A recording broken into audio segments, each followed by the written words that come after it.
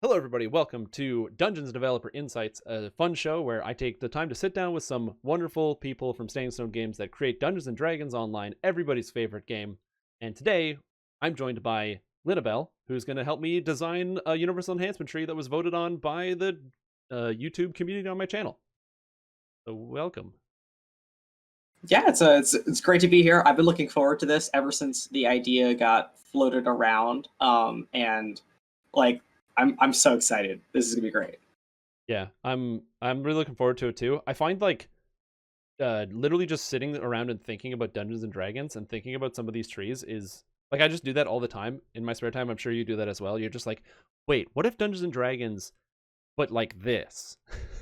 Oh yeah. No, I am famous throughout our team of coming back from the weekend and being like, so I had this great idea for like a were-rat tree, and everyone's like, okay, put that on the pile. We'll get to that. And like they're not gonna get to that. The were-rat tree. Hear me out. Okay, so Okay. it's like partially you're a necromancer and you throw rats at people, and partially you're like a rogue and you get the little daggers because you're a rat. I actually really like this idea. That's great. Oh my god. Yeah. I didn't even think about the throwing rats at people threw me off, but then of course it makes sense because if you're also like rogue focused. That's the thing is, disease is such a part of negative energy that isn't explored at all in DDO. Like we have basically like inflict blight, like on the cleric spell list, and that's it. But like, this is totally in there. Just throw rats at people. See, this is a great idea. I love this. Look, people in chat love it. This is perfect. This is why coming up with ideas is the best because you can be like, this is a fantastic idea, and you don't have to do any of the work to put it like to put pen to paper. Sometimes it's just fun to think about. That's the best part. I don't have to build any of this. Yeah, this exactly. We're just for the record, this is all just talk. This is all just chit chat. So as you can see by this thing right here, it says the Thunder Touch. We're building a special enhancement tree today called Thunder Touched. The idea is it's a hammer-based tree using lightning and sonic as kind of like a focus to kind of bring it all together. I guess like Thor, but I'm not copywriting infringement Marvel, so it's Thunder Touched. Very different thing, completely different. I don't even think they're related. So just keep that in mind. And so the first segment I want to have here is kind of like a brainstorm where we're going to brainstorm together some ideas. So when you hear Thunder Touch, what does that make you think of? When you're like, okay, Thunder Touch, what is that? All right, I know I'm 0.1 seconds into this. This makes me think of an unreleased character class that I've been secretly designing in my spare time. And this makes me think of my lightning axe-based tree. Entirely. Lightning axe tree? Okay, go ahead. Yes. Yeah, in which so again, because this is legally distinct from Thor, this is unrelated. Any resemblance to any other characters living and dead are entirely coincidental. But the idea would be is you have axes or like a great axe or a throwing axe, and you have like lightning stuff, and it's kind of like the Tempest tree, and it's just all just throwing stuff. And yeah, that's about as far as my notes got. So I'm excited to actually flesh out any of this. Lightning axe thrower, that's kind of cool. Yeah, let me. I think I have access to this Google Doc. So you have access to this Google Doc, so we're going to be typing at the same time. At this. Oh my god, that's Yes, that's true. Marvel does not own the Norse mythos of Thor, but just in case they do, I don't know how Disney's powerful. Okay, so I'm not messing with. Yeah, them. It could be anything. Yeah, so today they don't exactly yet. All right. So when I think of a hammer lightning tree, I guess it's like in my head, the big question is, do we want to actually support casting as part of this? Yes or no? Like, does this a hybrid tree? Is this a tree that hits with hammers and then thematically also has lightning in it? Or are we actually trying to do the damage with lightning? Right. That's actually a good question because when you think about some of the, if I think of like very high level, what would be some of the highlights of a tree like this? The first things that come to mind is like something that has either something flashy like a shockwave or something, like something visual that's exciting. And spellcasting usually gives a lot of flashy effects, like shooting a lightning bolt or throwing something that like has a large explosion of some kind. So, yeah, that's a good question. What do you do with that? What's a good hybrids are kind of usually bad in DDO, but yeah, actually... for now, we'll see. We'll all see. But do you think I was just about to ask, do you think that there's enough space in a universal enhancement tree to have both the options for like spell casting and also like the melee angle on it?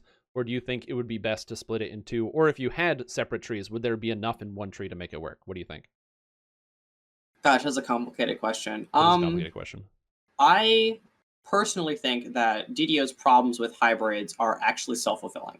That in hybrids could work if we gave them the support, but when we try to give the support, the response has been hybrids are terrible, don't do that, and we chicken out. So if it's possible to put this as a hybrid, I think we should go for it. That being said, caster support doesn't necessarily take up a lot of real estate. I don't know if you recognize this, but a lot of our caster trees are basically just giving access to the same thing.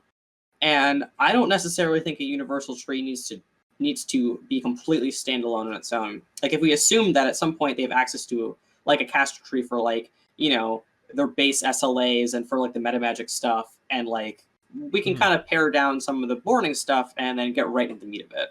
Right, that makes sense. Yeah, I also think that like when it comes to a tree being melee or ranged, they can exist completely on top of each other. Like they don't actually take up any more space to do just melee or just ranged. Like we'll multi-select the attacks because like DDO has a really hard time with a button that can be at any range. Right, that makes sense. But like, you know, damage is damage. And if we give melee power, we'll give the same amount of ranged power, you know. Okay, so then if it supports something similar, there's a thing from chat. So from Shadow, he says maybe electric spells that scale off of melee power at a higher rate. What about the option? Because I know this obviously hasn't been explored, but the option of having a multi-selector that would be like 3 versions of an ability, one that scales off spell power and one that scales off of melee power that you could choose between. I guess it depends. We're actually doing a lot of that stuff with Epic Destinies, but in a slightly a different way, and the often rumored Epic Destiny rework that's happening this summer. Yeah. The problem we run into is that if you actually look at the spell power totals versus melee power totals, they're completely different. Like yes. we just give out completely different amounts of them. And even between characters, it's really wide. Yeah, and so if we say something that scales with melee power, we often have to say double melee power. And if we give spell power, it's often like 100% spell power and stuff like that. I think that there is absolutely room for a tree that works kind of like how Biochemist or Eldritch Knight or Arcane Archer work, in which the base parts of their hits scale off of the hit part, and then the spellcasty part scales off the spellcasty part. And depending on how much you buy into the spellcasty part, you know, you can tailor your build more closer to the attack part versus more closer to the spell part. So okay, so then this brings up the first question of like how this is actually going to work. Is this going to be like an Eldritch Knight where you get an imbue? I want to say yes, and I want to do the imbue in a really silly way. I want this imbue to be exclusive with Arcane Archer and Biochemist and Eldritch Knight. Okay. And I want them to scale off of those bonus dice as well. I want those stats of like, here's an extra dice for Eldritch Knight, here's an extra dice for Arcane Archer. I want those to increment this as well. Okay, so it would be like Spell Sword and Biochemist and all that stuff gets like a specific, like a notation. So instead of being like Spell Sword dice, it would be like, you know, augmentation dice or whatever word you would call for it. And then it would work with all of these different things or just specifically this tree? I think for right now, we could say just this tree, but behind the scenes, yes, I would love it if they were all the same statistic, just so we could like, you know, like what if we made a new feat that's like, you know, generic feat that's like +3 augmentation dice, and that would just work for like 20 different builds. Yeah. Oh, that's such a cool idea. Oh, okay, I really like that. That's super neat. Are stuns going to be a part of this? Yes, Lickings. A hammer-based tree that has Sonic in it, if it doesn't have a stun, we're both fired. No. The hammer tree, no stuns. Ridiculous. Okay, so all right. Do you mind if I type away here? Yeah, type away. Add in whatever you want. All right, so we're as gonna a say joke, yes, I added but in silly Comic Sans. So scales with existing bonus dice stuff. like so other trees can help this one get strong. What this also means is that like it kind of introduces natural synergy between like trees that already exist in this one. And we run into some like our goal with universal trees, you know, they're named universal tree, but our goals is for them to work with a lot of builds, not all of builds. And this kind of gives a really easy starting place. All right, so we got imbue, we got some bonus dice for imbue, and this also means that this works the other way around. Like, say you're playing an Arcane Archer, Yeah. What if there's a really low-hanging bonus dice thing, and you go, okay, I have nothing to do with hammers. There's no hammers anywhere on my character. I'm not even using lightning, but I can get this thing, and then it like something that boosts the other toggles as well. Yeah, I think that's a great thing. Sort of like how there's law dice from Inquisitive. Yeah, that too. Like something like that. Yeah, that makes sense. That'd be cool. All right, so this is some really easy stuff. We should probably, since this is a hammer line, boosts all hammers. So, but is this? Oh, I was just about to say. So, throwing hammer, light hammer, war hammer, ball, all of them. It's just gonna be all of them. Yeah. Okay. Like, hammers. Like I would be a little ashamed to leave any hammer out. I think in the same way that Vistani Knife Fighter gave a cool pathway for like throwing daggers and daggers, this could be like that for all hammers. Okay. A lot of hammers. Right from chat. I think it may be appropriate to have an ability called Hammer Time. Maybe. Probably. This is a flexible idea if it fits. That's why I'm just gonna put it down. All right, Hammer Time. All right, I think it doesn't have to go space. in, but it might fit. You know what I mean? There's a. I can't type directly below you if I press enter. Oh, never mind. All right. This is something to include. Something that boosts. This is Sylvanas. A specific Sylvanas ability that could be kind of cool. Yeah, because it's smalls. It fits right I think Morn is. We actually have a Warhammer one as well. I might have to quickly Google that. Warhammer Onatar. Onatar. All right. Would there be, because this is a tree, would this have an enhancement somewhere? You know how Vistani Knife Fighter gives you can use knives while centered? Would this tree have something that would be similar to these weapons are considered favored weapons? I would actually say absolutely not. I can't think of a least monk-like experience than a lot of lightning and hitting something with a big hammer. Those to me are no. I'm not saying using centered. I'm saying like how you get access to knives as a monk. This would be hammers to a religious character. Oh gosh, I totally spaced out there. Yeah, because you said Sylvanas and Onatar, so I'm like, imagine you're not a Sylvanas or an Onatar person, but using this tree, you got light hammer or whatever as your religious weapon. I think there's room for that. Or something that boosts the thing, or that opens up light hammer. Yeah. This weapon. Also, all right. Throwing hammer. Light hammer. That's a good idea, but maybe. I don't know. Do we have any throwers that are like religious weapons at all? No. Can you think of a reason as to why? I've always wondered this. But if obviously if you're not allowed to talk about this, don't. But can you think of a reason why the Vistani Knife Fighter gives you daggers while centered, but not throwing daggers? It's because we're throwing as a whole has a gigantic gulf between good and bad. And the good is too good and the bad is too bad. So we're very, very scared of messing with that ecosystem. Yeah. When ranged gets like a lot of power, just like when spellcasters have a lot of power, it drastically negatively impacts the gameplay experience of people who play melee. Right. That makes sense. So we're a little bit more sensitive to those kinds of things. Mm-hmm. Checking through chat here for an idea. Bonus damage whenever you cast Call Lightning Storm.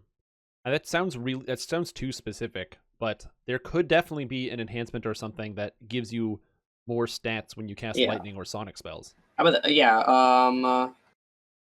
Things that trigger when you cast lightning or sonic spells. Yeah, this is just like my own design sensibilities, but I am extremely, extremely wary of calling out other abilities or spells by name. Yeah. Like, I would rather say all lightning and all sonic spells than say only shout, greater shout, call lightning, etc., etc., etc., and like have that be a thing we have to constantly upkeep. Like if we delete a sonic spell or something, we kind of take it out of everything. Yeah. The broader, the better. Absolutely. Yeah, I like that.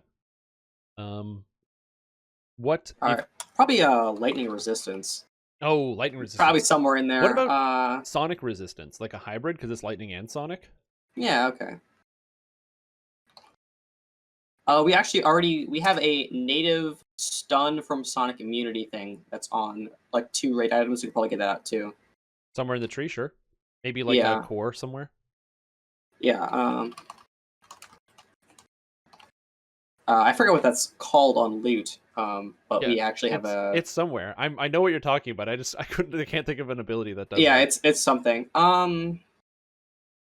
Yeah, that's actually a really good idea. I was gonna say also possibly, um, maybe something that affects the caster level of lightning or sonic spells. Maybe Maybe. I it can guess it even depends on whether or not we want this to be a hybrid tree that uses the spellcasting flow, or a right. hybrid tree that uses spellcaster gear. Sounds Because like, yeah, because like if you think about it, like Arcane Archer uses DCs, but it doesn't use like caster levels. You know what I mean? exactly, for sure, for sure. All right. Plus, too, if it's like too specific like that, then maybe a lot of people who don't have any spellcasting wouldn't get any use out of the tree, which would be maybe not ideal. Yeah, and like our hybrids with those, like there's not really like if you're playing an Arcane Archer, you're doing like spell damage, like an on-hit damage, but you're not expected to have acid spells, you know what I mean, or like electric spells. Um, Uh, all right. Any question. other like? Oh, sorry. Go I ahead. was gonna say somebody said in chat, what about the idea of removing immunity to damage like a lightning immunity in this tree? Because it is a lightning-based tree. I think that's not a bad idea, but I would want to put it on something that is super duper narrow and thematic. Yeah. Like if you're an undead, taking immunity from undead, that makes sense. I love it. Using a rune arm when you're an arcanotech, I love it. So I would want there to be some really cool, thematic, emblematic way of you to deliver that, rather than just giving you the immunity all the time. Yeah, I agree with that. 100%. When it comes to the imbue, is this going to be a like lightning and sonic imbue, or is this What going to I was be thinking is you select? lightning on hit and then a big Sonic on crit, That's a like great idea. rarely a Sonic on crit. Yes, I like it. I like that a lot. All right. Let's see what the chat's saying here. Gosh. Overhead smash Overhead down. lots of CC. Yeah, that's a cool idea. A Jin transformation like the Jin to knock enemies down. That is actually not bad at all. I don't really want to like we have some weirdness when we make your character go away entirely, like we turn you into a big tornado. Might be a little weird. Yeah. But we can certainly give you like a cool thunder, lightning, whirlwind trip thing. That'd be kind of cool. Totally okay. Yeah, absolutely. All right. I think that what this tree, like, these are all really solid, like disparate ideas. We can start putting together like puzzle pieces here. But I kind of want this tree to have some sort of mechanic, like a self-contained mechanic. Okay. That your abilities go off of. And what I was thinking, just like looking at this, is what if your attacks with this imbue built up a stack of something that's like, let's say, like static charge. I was just about to say that. I was just about to be like, what if your lightning abilities? I don't like the idea of it being passive, but if you have lightning attacks and sonic attacks, and that the lightning attacks build the charge and the sonic attacks spend the charge because it's the lightning and then the thunder. You're kind of doing one and then the other. That's yeah. Static charges build up over time from can't spell lightning stuff. Trigger them with sonic. Yeah, that's like a sick idea because it's like I said, it fits thematically with the thunder and the lightning. It kind of comes one after the other. Yeah. Mm-hmm. All right. I don't know what else like big puzzle pieces I can think of right now. I'm assuming that since this is designed to be a tree that's based around hammers, it would have somewhere in the tree all like the standard hammer stuff or like the standard melee stuff. So, plus to hit and damage with hammers of whatever type, and then somewhere competence bonus to crit threat range and competence bonus to multi. Yeah. I could probably slide that in. It's not necessarily dangerous because it's all non-stacking. Yeah. Um, Or at the very Alright. least, probably threat range. Maybe not necessarily multi, but definitely threat range since there's this sonic crit thing.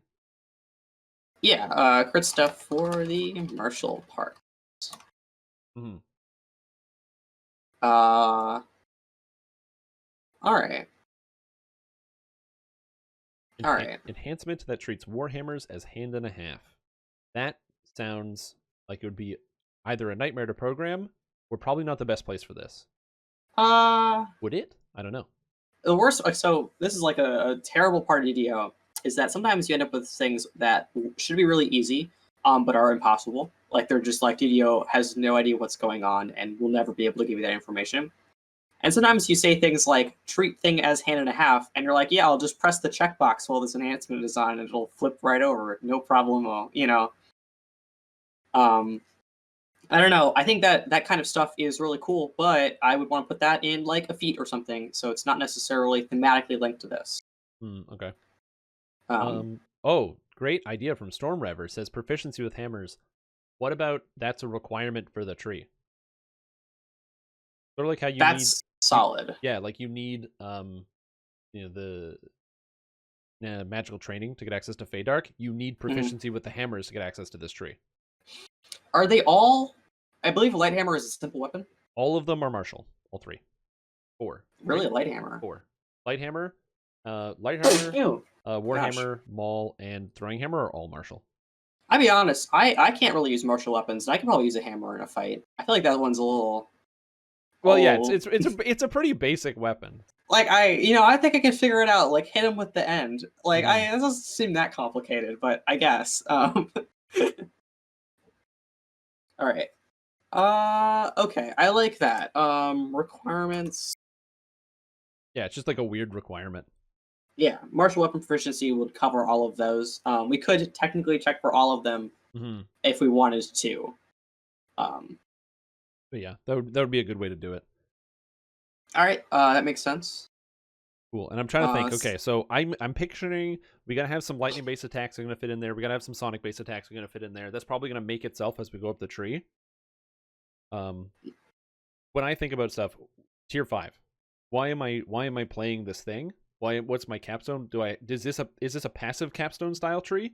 Or is this an active capstone style tree? Is this a how are you feeling? Do you see a big ability or a big reason to go like all the way up there? Where's the grab? I'm trying to like we're trying really hard to, especially in builds that may already have a lot of buttons, to scope down on our number of active attacks. Because like DDO really shines in the fact that its basic combat is really good, and sometimes we don't actually need to give you all of these buttons. The game kind of already has buttons built in. Yep. I don't know. I definitely want at least one big targeted like stun thing, like where you like put your hammer into the air and a lightning bolt hits somebody and it just obliterates them. That's a very cool idea. I like that. Like definitely got to have a big lightning bolt that absolutely wrecks someone. Okay, hold on. What if it's a big lightning bolt that wrecks someone, and then it applies a debuff that's a sonic thing that explodes like 5 seconds later and does additional AoE damage if the target's still alive?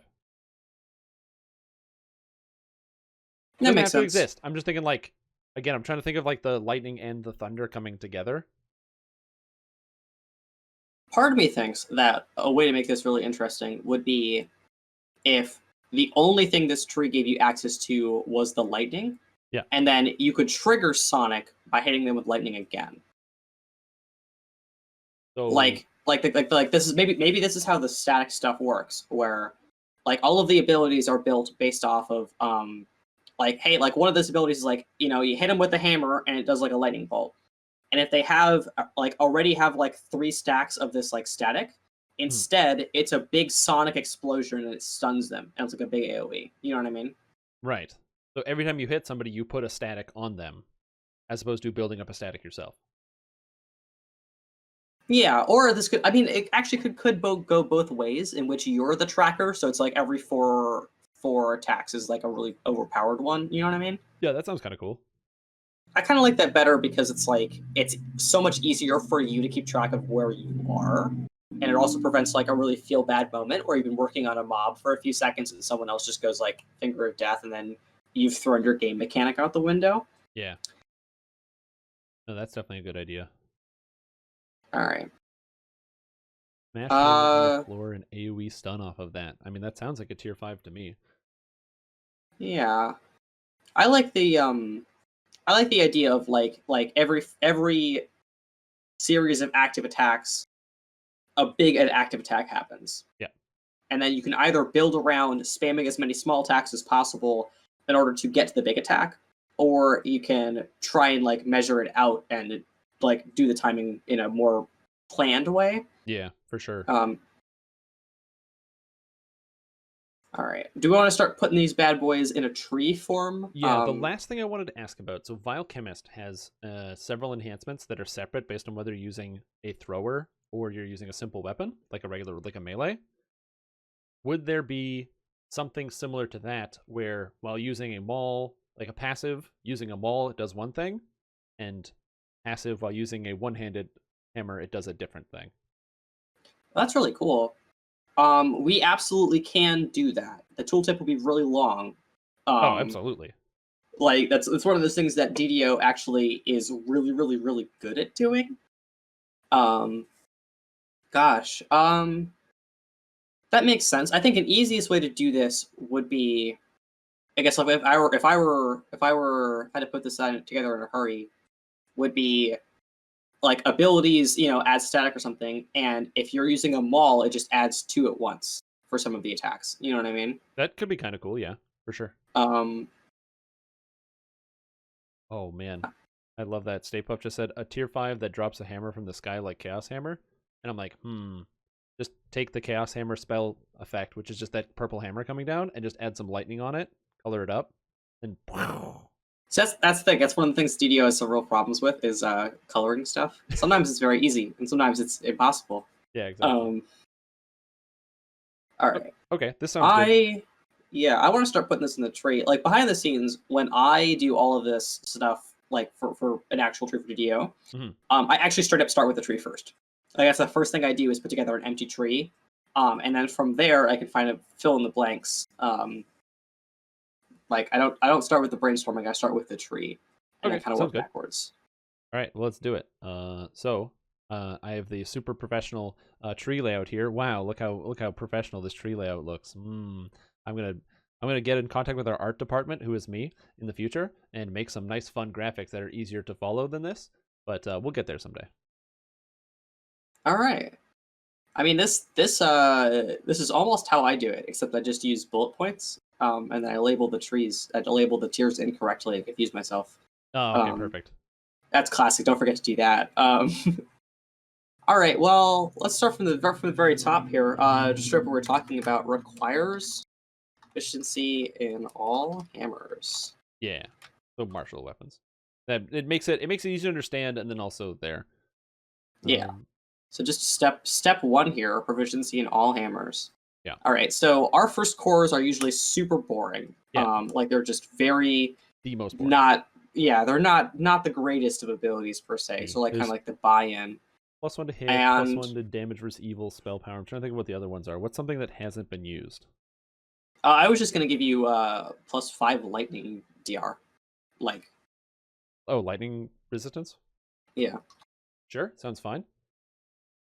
And then we usually use the first core to explain what the other cores do. Let's say like this. Used by 5 for each other. Taking the tree, yeah. Yeah. How about something similar to Lightning Deity, where you can use Sonic and Electric spell power interchangeably? I don't know how well that would fit here, because we're kind of going more towards the melee theme, it sounds like. And slightly further away from the spell power. And also, that ability is very sketchy on how it works with spell-like abilities. I don't think it works well. Like I'll be the first to criticize our own game when it has some real problems, and our spell power like switchy thing is unreliable at best. So I personally don't like replicating stuff that doesn't work well. You know what I mean? Because it just adds more stuff when we go back and fix it. All right. That makes sense. We can go back and add more to stuff as well. So core 3 would be the imbue, right? Sure. I was thinking like putting it in tier 1, just so you have it from level 1 onward. Oh, but core okay. 3 Yeah, that also works. Let's do core 3. Core 3 is a good place. Yeah. Core 3 is a good core. What would this be called? I was gonna think hammer imbue. Thunderstrap. Oh, there we go. Perfect. Again, the names just write themselves. Good parallel to Swashbuckler. It's a good parallel to Swashbuckler, and pretty much most of the imbues are tier 3. I think the only one that isn't is there's Arcane Archer, which is or like not core 3, it's like the tier 1, and Inquisitive. So actually the ranged ones are in the tree, but this one, the rest of them are in the cores. Exactly, it's the same as Imbue the Blade.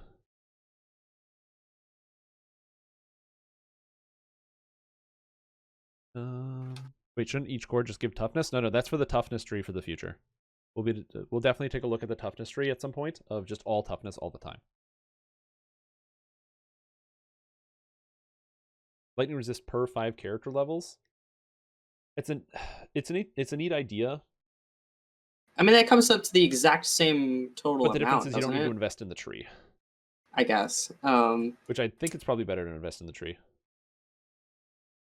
All right. And yes, this is all the hammers. It doesn't matter what hammer you use, it's a hammer tree. Con to hit and damage? No. No.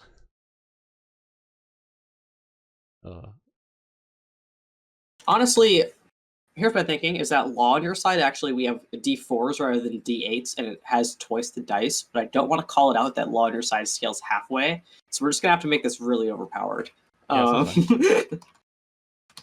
what am I missing? That's an on-hit imbue. Eldritch Knight. Eldritch Knight, yep.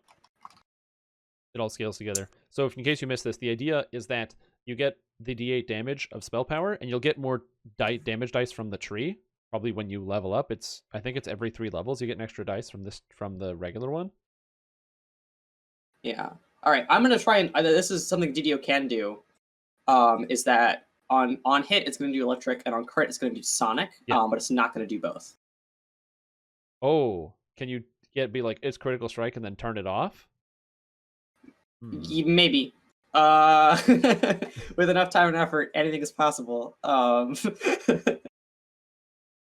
Special attacks, right? Yes, there'll be a melee and range version for special attacks, of course. Yeah. All right, so Thunderstruck is the imbue. Right away, before I forget, I want to do a quick. This is something that I did for why I'm so solid on sold on this idea is that something we did for Wild Hunter is that the ice imbue cared about your dice increases from other trees. And I really want to bring that forward because I think that was a beautiful, fantastic design, and I hope Wild Hunter sees the light of day sometime. Okay, yeah, that's cool. All right, so real easy. We're gonna do like hammer stuff 1. And, oh yeah, hammer stuff 1, and that would probably be +1 to hit and damage with your hammers, and then also +5 sonic and electric spell power. Maybe. I kind of want to maybe alternate with that. I mean, that is, I guess. Well, it's because it means, like, essentially, I don't imagine there will be a lot of spell power in the tree for the most part, and it means while you're using a hammer, you get the extra, because you have to take this, and you get the extra spell power. It'd be like 25 to each, which is not really big. Considering Eldritch Knight gets 105. Yeah, I would actually rather put that in the cores, where it's like each core. Oh, so you just get the spell power from the cores instead of from that thing. Okay, that sounds fine. And then, like in core 5, where we'd just be like +20 universal spell power. There you go, and then that's more damage. Sure, yeah, that can just fit in there somewhere. Plus other stuff. We'll come back to that later. TBD. I gotta learn to use that one. I gotta learn to use the TBD. We internally use D&T TBD, which means do not translate to be determined. That's a holdover in terminology from when DDO had localization support. And so we'd mark string tables with do not translate as saying this is not done. Don't give me a translation of blah blah blah hammer time. because we're not going to actually name the ability that. Yeah, but that's just what it's internally. Yeah, exactly. Yeah. Because we'll have to go back and probably name a bunch of this stuff. Oh yeah, and probably it's going to be skills. Oh yeah, skills is good. What are 3 skills that fit with hammer stuff? I don't know. All of our skills are not hammer related. I'll be honest with you. Yeah. Well, I want to say repair? Intimidate, because you have a hammer and I'm Intimidate. scared of hammers. Okay. Yeah. And haggle. And haggle, because you can threaten people for more money. Yeah. I don't know if I don't love haggle. How insane would it be to put in here something like bonus to Kenneth crafting skill levels? Let me answer that question for you. Let me see how Artificer does this. Yeah, because Artificer does it based on Artificer level. If you had an enhancement that could add +1 to the Kenneth crafting level. Completely doable. Sweet. So then it would 100%. be like rank 1, 2, and 1 and 2 just give skills, and then rank 3 is +1 to crafting level. I mean, I would do repair, intimidate, Kenneth crafting level +1. Like, not even joking. Okay. Then it's like, yeah. And then 3 +1. Let's save. +1 will save sounds good to me. So there you go. Open lock as you bash it with a hammer. Kind of makes sense. But if you're opening locks, you're probably using Thieves' Tools. It would be like plus to open lock through half orc head bash, and then that's like. I mean, from personal experience, a hammer does open a lot of doors. It does. It does open a lot of doors. At real record speeds. Yeah. Okay. So that's kind of cool.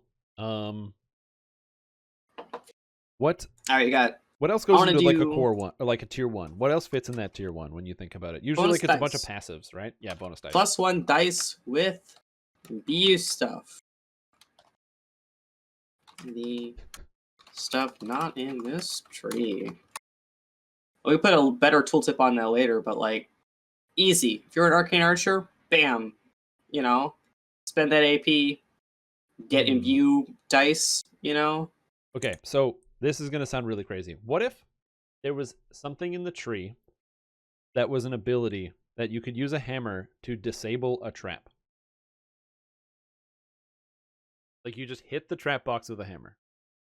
And you use your power of lightning to just short circuit everything. I'm trying to think of whether or not it's a terrible idea. Because you can't search it. There's no search in here, so the search doesn't work. But a disable based off of another. You could be an Onatar cleric and use the find traps spell. Yeah, you could be literally a find traps cleric. Find traps cleric. I think as long as it's far enough in the tree, I don't actually think that's a bad idea. As long as, gosh, it would be a very interesting. Yeah, it'd be like a tier 4 somewhere up there. I'm not really sure how I'd balance that ability. Like, is this a thing that's you're meant to do in replacement of Thieves' skills? Is this a way to give Thieves' skills to someone else, so you'd be expected to level up Disable Device even if you didn't have proficiency in it? And then use that? You can't even select it. Oh, wow. I thought it was like UMD. No, you have to literally like pick a different skill. Interesting. How about only electro traps? I don't know if that would work. Traps are coded. You get different trap parts based on the type of trap you disable. Oh, yeah, you do. I actually have no idea how that's set up. But in theory, hypothetically, if there is a flag for lightning traps and sonic traps, you could disable lightning and sonic traps? I honestly think that may be too narrow and would not be as fun as saying, don't worry, I got this, and you hit the trap box with a hammer and it works. Yeah, I agree. I think it would be too narrow. Part of me wants to just kind of give it to you, you know what I mean? Just be like, core 12. I'll put in quotes here, disable device. Disable device. Hit a trap box with your hammer. A D20. What skill should we use here? Repair, probably. Well, a lot of things have been in chat. So repair, spellcraft is an option technically. I like repair because it's kind of repair makes sense, and it's in the repair tree. makes sense. You already have repair here, so yeah. If you succeed, it is disabled.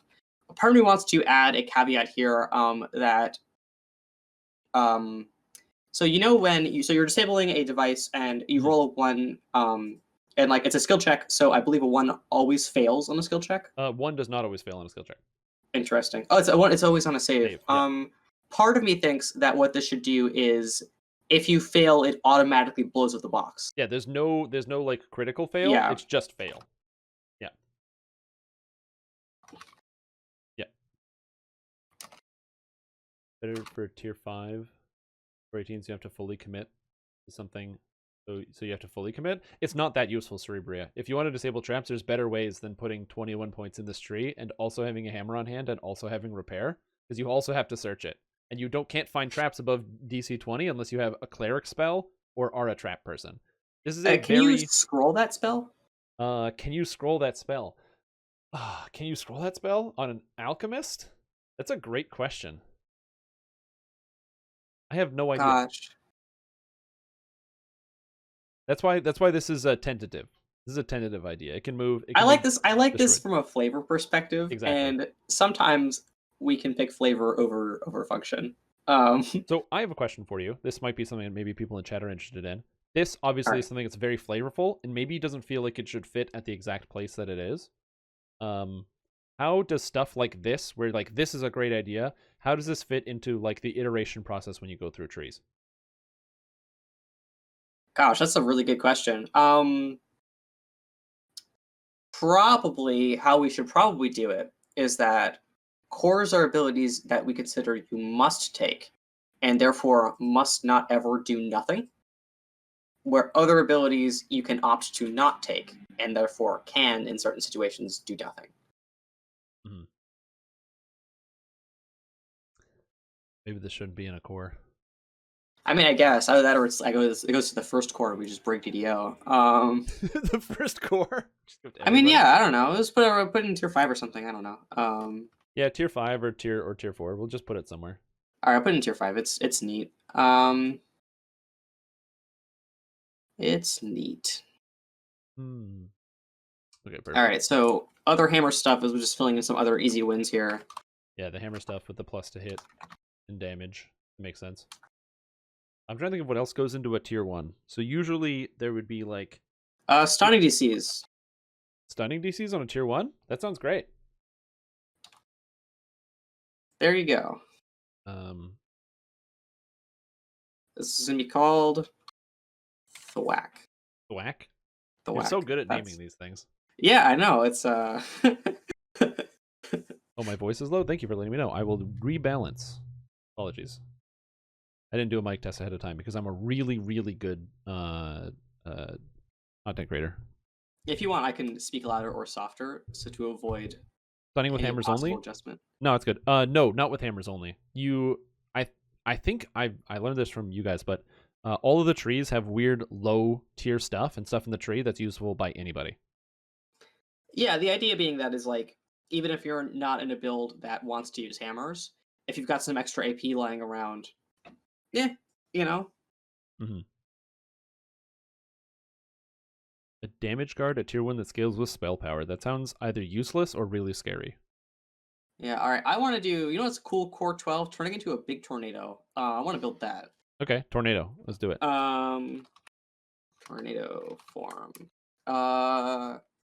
This should probably be an action boost or key off of something. Yeah. With like either, or it could even be like it's mutually exclusive with an ability. I don't really know what else it does a big tornado. I'll be honest with you. If there's a big tornado somewhere in DDO, I've not heard of it. I like putting things into things that would key off of other things. Like the goal of Universal Tree is to have as many wide things as possible. Yeah. So if someone's playing an action boost build, they're like, well, I gotta get the big tornado for him, I guess. So it could have like a knockdown aura on it. So like sort of like a Eldritch Knight, or not Eldritch Knight, Enlightened Spirit. You have like an aura that procs every few seconds and knocks people down? Yeah, like the like air elementals. Yes, Yes. exactly. Down every few seconds. What stat would you use for big tornado form? Well, does big tornado form do damage? That's the real question. I was thinking that the big tornado form should do damage when you press the button immediately.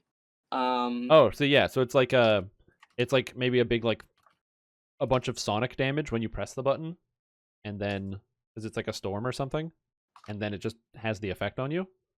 Yeah, like this is basically like an AOE cleave that has a lingering effect. Okay, that's kind of cool. Yeah, I like In that. that case, it probably shouldn't be an action. Man, I guess it will be. Oh yeah, I forgot. What stats does this tree use? Oh, that's a good point. I'm pretty sure I'm supposed to do. Is this a strength tree, a dex tree, a con tree, a intelligence tree, a wisdom tree? Dex and Wiz is my thoughts. Or strength. I was gonna say And strength and Wiz. wisdom probably. Strength and wisdom. Yeah, so everything All would right. be either strength or wisdom, whichever's higher. Here's my thoughts here. Let me put this bad boy right here. Okay, so that thunderstruck goes there. I'll yeah, put that in there. Yeah. But there we go. And then we put the dice, bonus dice, put it directly on top of Thunderstruck. Oh, so it goes like tier 2. Yeah, the bonus dice is there. Yeah. I gotcha. Let me just put that there, and this clears up tier 1. There you go. And then this should probably be Dex Wiz Con, or Strength Wiz Con. Oh, yeah, right, because it's a core. It's right. Yeah.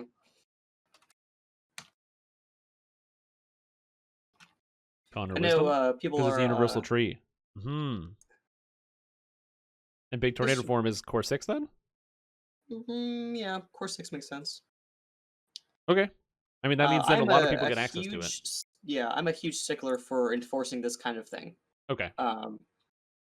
I know intentionally downscoping the amount of real estate in a universal tree may seem counterintuitive, but like I think it's very important to consider relative power levels when it comes to universal trees, and this is one of the ways that we do that.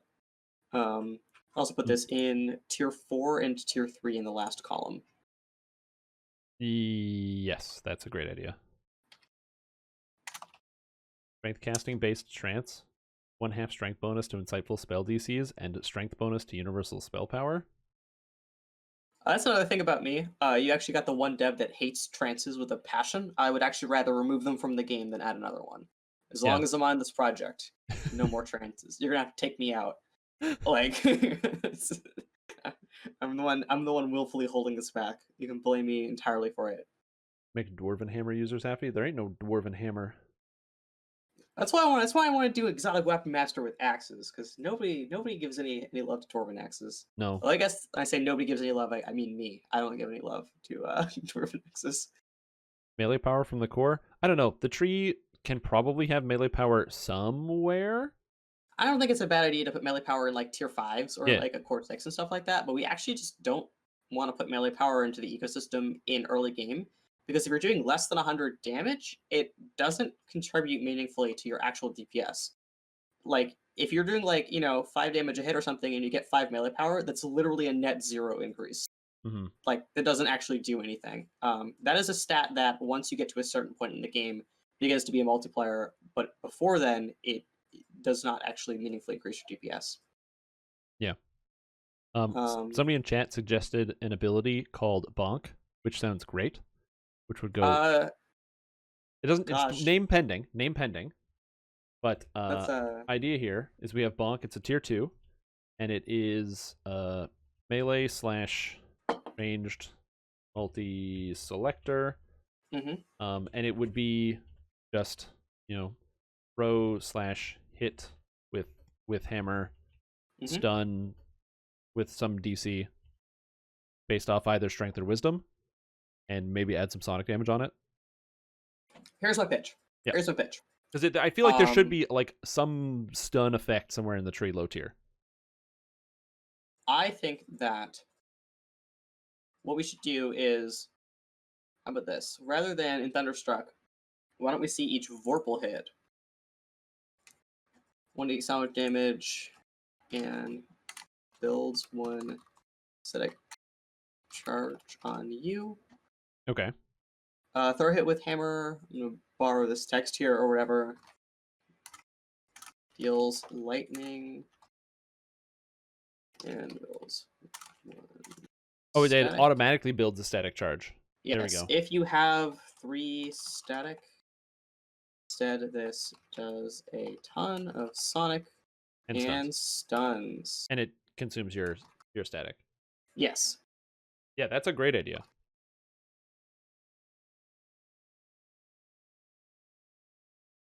So it's just an attack that deals some additional electric damage, but then it has a different converted rate. Yes, and this like what we can do is we can jack up the sonic damage a whole bunch so it feels really, really good to time it right. Yeah. It'll be kind of like the bear roar from Druid, where like you build up stacks, and then when you roar, it consumes your stacks and does a bunch of satisfying damage. So I'm gonna go back to Thunderstruck here and build off of this. So each Vorpal hit instead deals 1d8 sonic damage and builds 1 static charge. What if rather than that it would be like each Vorpal hit also builds 1 static charge on you? If you Vorpal with 3 plus static charges instead deals a ton of sonic. So then you have to make the decision as to whether you want to consume your static Yeah. charges or leave them on. Or an example, you use it for like a big stun or a big attack, but then when you hit the boss, you just can let the starters build up. Yeah. Okay, I can see that. Yeah. This should probably big tornado form. When it activates as a big AoE for lightning damage, and automatically builds 3 static charges on you. So no matter what, big tornado form automatically builds 3 static charges at you. Yep. If you were already at 3, this stuns. Oh, very cool. There you go. So if you already have it, then it just stuns people when you activate the ability instead. Yeah, I think we should. Yeah. No, it's so comment from chat. So one is if wisdom based, should there be wisdom hit and damage?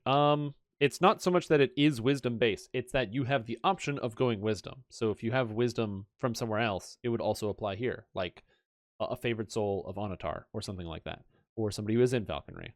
I don't know if it necessarily needs to be in the tree. Yeah, I don't really consider this to be a wisdom tree per se, just that the tree does support wisdom. Hmm. Which is just what you said, but again. All right, what else do we have in this like cool idea pile here? Yeah, the idea pile. All right, charges. tier 4, something that gives you religious proficiency with hammers. Yeah. We call it like Onatar's will or Sylvanus's will or whatever. Something basic. A follower of Sylvanus, you get like Sylvanus. No, don't ban I don't us. really. Is that not how you spell it? Am I just wrong? No, that's how it is.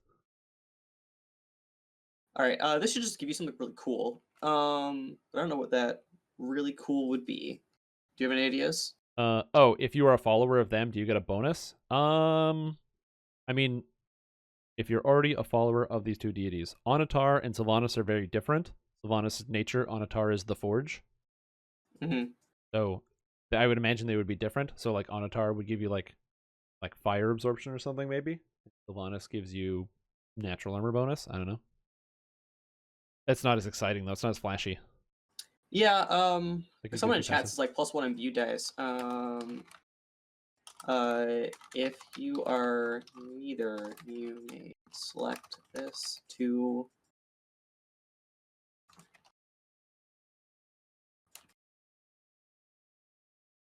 weapon. So this is like an all-in-one like throwing hammers religious thing. So this is like the religious one. How about this? Yep.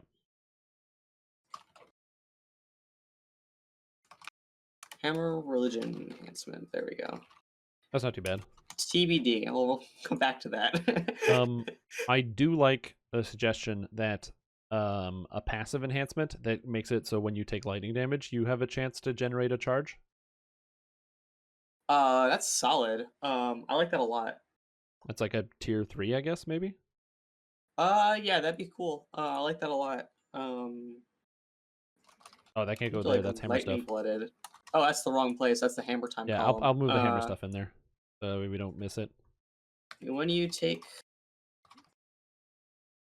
I don't know if we should make it a like lightning damage as a whole, or it should be lightning spells because we have a lot of lightning traps. Mm-hmm, You know what I mean? I don't know if you should be able to cheese it, but like I guess it use lightning damage. Well, if you're standing in a lightning trap, there's already a problem going on right now.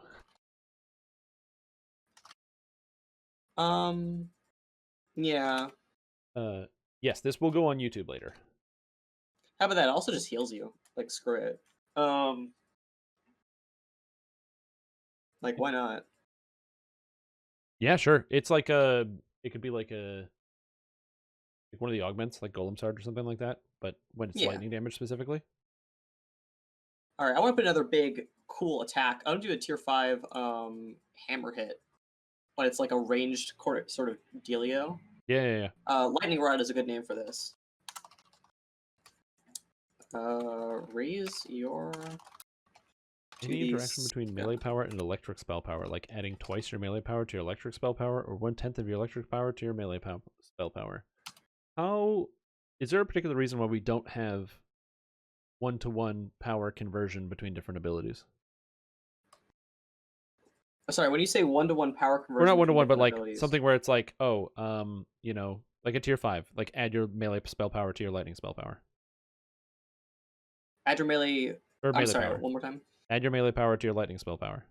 So like if you let's say you're like level 30, you got 150 melee power and like 600 lightning spell power, and you add your melee to your lightning. We could do that.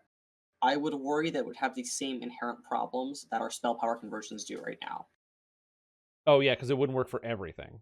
Yeah, like our that's one of the things DDO does really weirdly is like a blessing and a curse, is that basically every single possible way a character interacts with anything is its own unique flow. And the good news is that means that we have an intense amount of incredible creative freedom to build basically any ability that we could possibly think of.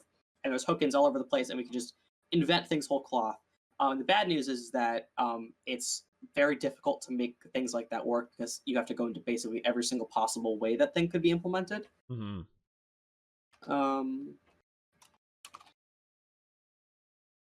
Melee range single target adds lightning damage or increases next sonic attack. Yeah, I think that somewhere in this tree there should be like a basic hit a guy, add some damage attack somewhere. I'm sorry, hit a guy, deal some damage? Yeah, that's like somewhere in the tree. Is that not what bonk is? Bonk is hit a guy. Oh yes, hit a guy, deal damage, and add statics. Right, I missed the deal lightning damage. Yeah, that's my mistake. We can do more bonks. I just put down, so lightning rod, tier 5. I'm picturing this as like a single target attempt to basically destroy them kind of dealio. And if you're at full static, it's straight up an AoE, and no matter what, stuns the target. Yeah, that sounds good to me. It's a very cool ability because even if you don't have any static charges, it's still good enough. Yeah, I'm seeing a lot of people saying that it should have like 1 through 3W, and that kind of stuff I almost never actually put into these notes because in my mind I'm always assuming that I'm doing stuff like that. Yeah. Like those kinds of numbers to me are very, very, very late in the process because they're incredibly easy to add and remove, compared to the cool lightning part, which you kind of have to plan ahead of time. Yeah, because like hypothetically, imagine for a moment that there's like a tier 5, and then it's realized that 1, 2, 3 doesn't feel as good as 2, 4, 6. Like that's a simple fix. You just play it and you go, oh, this I would actually feel better like this, and you change it. Yeah, it's a lot easier for us to be like, hey, let's add some numbers than it is to be like, hey, let's make a disabled device hammer hit. All right, so this is like a ranged stun kind of dealio. Okay. It could be cool. I want to put more bonus dice. Does that end up in the middle column? It looks like it. Bonus dice is middle column, yeah. Is it gonna be every middle column? No, I was gonna do the Wild Hunter thing where it's I'm actually gonna do 2 dice and 2 dice. Where rather than going 1, 2, 3, 4, we're gonna do like the base thing +2/+2. So it ends up with the exact same stack, just massively condensed. And I was gonna put more dice because there's like the passive one and the religion thing. Hmm. Plus 3 more dice with imbue stuff. And then also maybe and then Yeah. bonus to let's do multiplier at core 18. Yeah, that makes sense. I was thinking, yeah, multiplier at 18, and then the hammer stuff 5 would be threat range. Hammer stuff 5, yeah. Actually, we tend to split it up in which there's a lot of melee power in the top of hammer stuff 5. Okay, so hammer stuff 5 would be melee power. Yeah, so it's like hammer stuff 4. Here we go. Hammer stuff 4 would be we usually do 1-1 and then 1-2, then 1-1 and then 2-1. 2-1? What? There's no 2-1. Is there not? There's no 2-1. It's always 1-1, 1-2, 1-1, 1-2. Well, Wild Hunter did 2-1, so all right. All right, let's do it. 2-1. Everybody likes hit chance. People like hit chance. I honestly like I would take a +1 hit chance to +1 damage, like in most all cases, of my builds. Hits to proc electric vulnerability.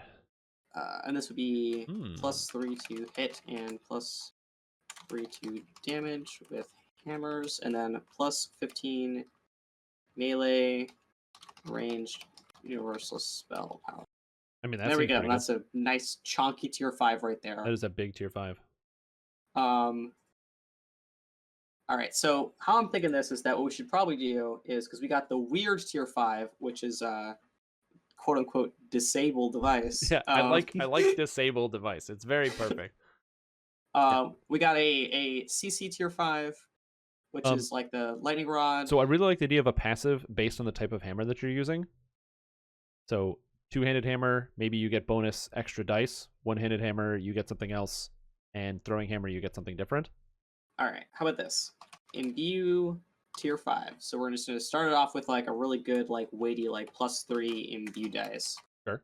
And then depending on the type of hammer, your imbue does something special. Oh, it changes. And then like well, I was gonna say this could be a good way to accommodate for the fact that like a one-hander is oftentimes going to hit faster than a two-hander, or you're going to hit more often. So, and same thing with a throwing hammer. So you could give a two-hander more imbue dice, whereas with the other types of weapons, you could give them something that makes them closer to the two-hander type of feel. All right, that makes sense. Looks like it's time to break out my favorite thing in design, which is to say bullet points. Bullet points. Whoa, what is this? Dislodge device? It's a good name. Okay, what other types of hammers? There's one more hammer, right? Warhammer? Warhammer, yeah. Yeah. Okay. So light hammer, we gotta think about crossovers here. If I'm using a light hammer in this tree, I am probably a swashbuckler. Okay. So you're a light hammer using a swashbuckler. More swashbuckler. Or you're a dual wielding ranger. Or a ranger. I would use a warhammer as a ranger. Be Scourge. Well, Scourge doesn't get warhammer bonuses, but yeah. They get Morningstar and then light hammer. Yeah, no, it's just the Morningstar. So like clubs and maces. Clubs and maces. Okay. Clubs and maces. Okay, but definitely Morningstar, right? Definitely Morningstar. Yeah. Definitely. Okay, that's at least I got one part of that right. All right, so Warhammer. I'm just trying to parcel out some potential builds here. One of these I kind of want to have a spellcast incentive. So if you were to pick a spellcast incentive, that would probably be with something that inherently has some type of magic associated with it. Lighthammer could work. The problem with Lighthammer is that it's not a favored weapon at all. We don't have that built in. Unless you go to the tier 4 and the hammer enhancement, so you get throwing hammers and light hammers as an option to pick. Let's do both. Yeah. That being said, when I think of lightning, I don't think of divine magic at all. I think of arcane magic. But it's holy lightning. Smite! Smite! Holy lightning. That's regular lightning. Oh, this is right. I don't get holy lightning from the tree at all. Okay, so it would be more. I mean, arcane. it could be holy lightning. You know, if I'm convinced enough. But I don't know. I think I'm thinking of a caster-based one. It would definitely be Lighthammer. Okay. Like all of these three, For sure. I don't think of a caster using a throwing hammer per se. Not necessarily, yeah. Light Divine lightning hammer. might bring Disney's lawyers. Yeah, okay, we gotta avoid that. No divine lightning. I You forgot. know, They own Zeus. Yeah, they own Zeus. You gotta be careful. All right. Spellcast incentive. I want this to spells cast.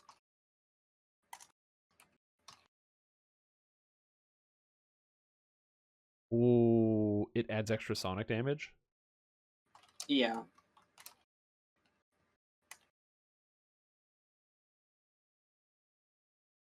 Okay, that makes sense. I can see that.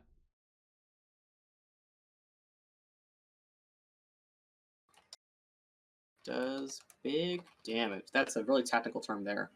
Yeah, big damage.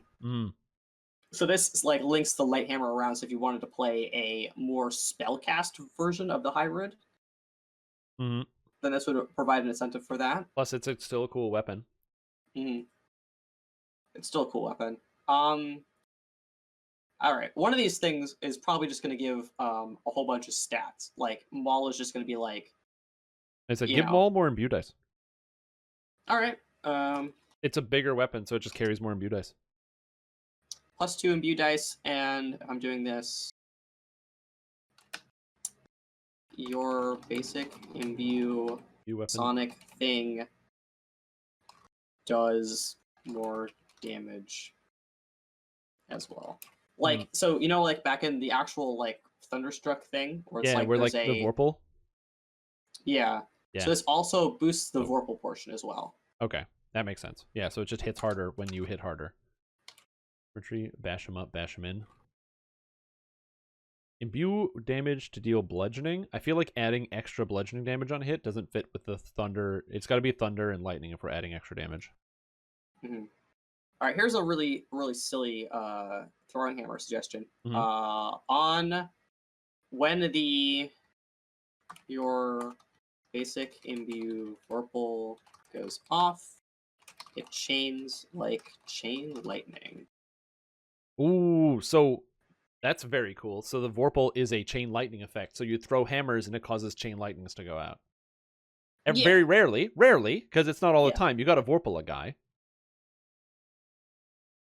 That can be very cool. All right. Warhammer, you probably have 2 of these. Possibly part 2. of me wants to be. What if this just does? You add a stack of vulnerability. Oh yeah, like this. This is just a debuff thing. So you have 2 of them, so they stack up twice as fast. There you go. That's kind of cool. So now each one has its own unique playstyle that you want to go into. Yeah, ideally. This is definitely going to be like hammer crit thing. Hammer's crit more. Plus, we'll figure out those details. It's probably going to be where like throwing hammers gain more threat than the others, versus like I'm not 100% sure of all of their natural crit profiles at a glance. You know what I mean? Yep. Actually, sad news as the ricochet thing. I tried to build a ricochet stance specifically for Vistani Knife Fighter, and DDO's attack stuff is not good for that. Like I really wanted to build a ricochet stance, like based off of like chain lightning and chain and stuff like that, and I'm still hoping, but like so it's on the list. It's on the list. It's gonna get there someday. Yeah, if I were to put it anywhere, it would be a throwing dagger thing specifically, rather than a hammer thing. I don't think hammers ricochet unless something has gone horribly wrong. It's never a good thing. They're a little heavy. I feel like they're a little heavy for ricochet. Yeah. Let's see. All right. Okay, hammers gain threat range. I mean, like just straight up a crit tier 5. I don't think it needs extra sauce. That's usually way more than. Especially considering there's a lot of sauce in here. Cool attack, disable device. The more I see disable device, the more I'm like, oh man, disable device. No, I really like writing ridiculous ability names. Yeah. Like I tried really hard to get I don't know if you know the Alchemist green tier 4 run for your life. Yes, I love that. I just got it on my Alchemist. It's the greatest. Yeah. Well, notice how it's not in all caps. That's because my creativity was stifled. But I wanted that to be in all caps because I think it adds to the ambiance. But All right, I think this is pretty good for a tier 5. Yeah, I think so. It's got a lot of good stuff. Now you just gotta fill up we gotta fill up the rest of the tiers. I feel like somewhere in this tree there's nothing defensive in here, and usually there's always something weird and defensive in these universal trees. That makes sense. Like I either a like, cooldown or a passive. yeah. I think we should fill it out with just some generic good stuff, like literally tier 1 HP Oh yeah, plus plus 5 HP. Yeah, that makes sense. 10, 15 HP. Can't go wrong with that.